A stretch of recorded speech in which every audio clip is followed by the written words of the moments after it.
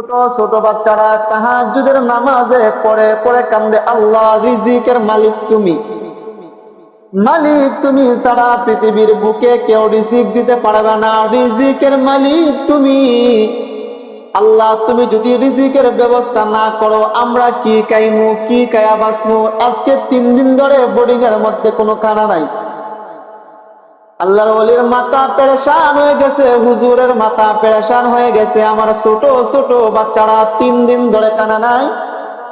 মালিকের কিতাব, মালিকের কালাম সামনে নিয়ে কাদা কাদি করে, কান্দা কাদি করে। আল্লাহ ইলিম অর্জন করার জন্য এত কষ্ট, জীবনে ইলিম তাইকা দূরে সরব না। 3 দিন ধরে কানা খাই না, কোনো কষ্ট নাই।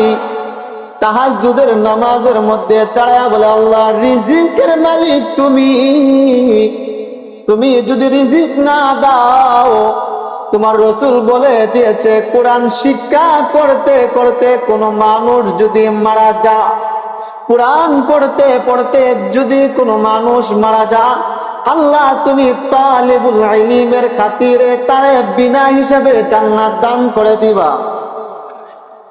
আল্লাহ তোমার কোরআন তাইকা দূরে সরব না, নবীর হাদিস তাইকা দূরে সরব না।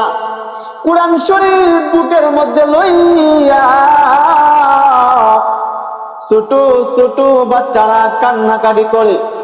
হুজুর কান্নাকাটি দেখা রাত্রে কাপড় চোপড় পরিষ্কার করে নোংরা কাপড় ব্যবহার করলেন, নোংরা কাপড় ব্যবহার করিয়া নদীর কিনারায় দাঁড়াইলেন গভীর রজনীতে, মুখের মধ্যে গামছা দিয়া বেঁধে ফেললেন। এলাকার মানুষ যদি জানে উনি হুজুর, ওনার মাথার মধ্যে ওজন জিনিস দিবে না, ওনার মাথার মধ্যে ওজন জিনিস দিবে না, উনারে কুলি হিসাবে ব্যবহার করবে না। একজন আলেমকে, একজন হাফেজে কোরআনকে আমি কেমনে কুলির মতো ব্যবহার করি, ইনসাফে বাধা দিবে না।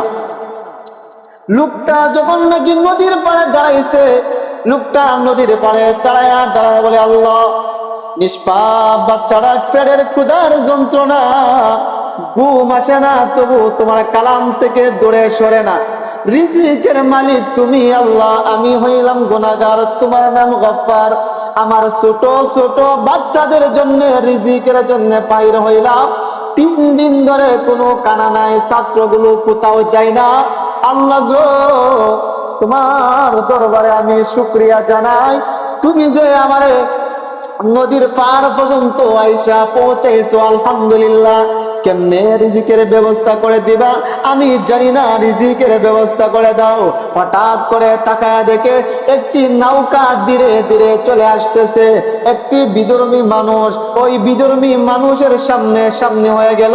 বিধর্মী মানুষকে হুজুরে জিজ্ঞাসা করে, ও ভাই আপনি কি আপনার জিনিসগুলো আমাকে দিয়ে গ্রহণ করাবেন? আপনার জায়গা পর্যন্ত পৌঁছাইয়া দিব, ইয়ার বিনিময়ে আপনি আমার 5 দিরহাম দিবেন। 5 দিরহাম যদি দেন আপনার জিনিসগুলো আপনার কাছে পৌঁছাইয়া দিব। হিন্দু মানুষ যখন ওই তার ওজন জিনিসগুলো হুজুরের মাথার মধ্যে দিলেন, হুজুর তাসবিহ পড়তেছে, রওনা হচ্ছে, তাসবিহ পড়তেছে, রওনা শুরু করে দিলেন। রওনা করতে করতে রমে এলাকায় গেলেন, গিয়া দেখেন মানুষ মাছের পূজা করে, গিয়া দেখেন মানুষ কাঠের পূজা করে, গিয়া দেখেন মানুষ সূর্যের পূজা করে, গিয়া দেখেন মানুষ বিভিন্ন অশ্লীল কাজগুলোর মধ্যে জড়িত আছে। হুজুর বলে মাদ্রাসার ছাত্রদের খানা নাই। যে জায়গার মধ্যে আসলাম তারা ইসলাম বিষয়ে কেউ ধর্ম গ্রহণ করে নাই, তারা মুসলমান না, তারা বিধর্মী, তাদেরকে ছাড়া যাবে না। এক কথা দুই কথা, হুজুর একজনকে জিজ্ঞাসা করলেন, আপনি কি মুসলমান না? বলে হ্যাঁ হ্যাঁ হ্যাঁ আমি মুসলমান ছিলাম, এখন আর মুসলমান না, আমি মাছের পূজা করি, আমি কাঠের পূজা করি, আল্লাহ ব্যতীত আল্লাহ কি আমি বিশ্বাস করি না, আল্লাহ কি আমি জানতে চাই না।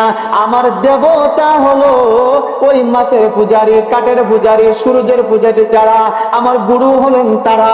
লোকটা কথা শোনার পরে আশ্চর্য হয়ে গেলেন আর বলেন, হাই মানুষ, তোমার বিবেচনা করে দেখো, মুসলমান হওয়ার পরেও মুসলমানের কাতারে নাই।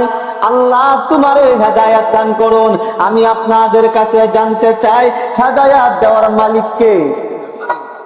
ইন্নাকা লা তাহদি মান আহবাবতা, আল্লাহর পক্ষ থেকে হেদায়াত আসবে।